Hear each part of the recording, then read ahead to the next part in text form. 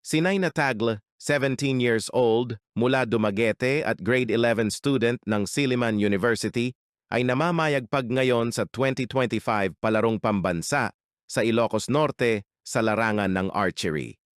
Sa kanyang kampanya, nag-uwi na siya ng 4 na gintong medalya sa 30 meters, 50 meters, 60 meters at 1440 round at isang pilak sa 70 meters event.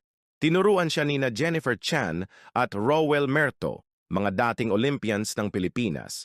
At inspirasyon din niya ang atin niyang si Nicole Tagle, na isang dating miyembro ng national team. Ayon kay Naina, ang sikreto niya ay panalangin, determinasyon, at kasiyahang ginagawa ang sport.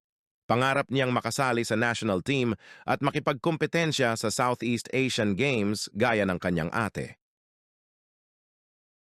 Salamat sa panonood.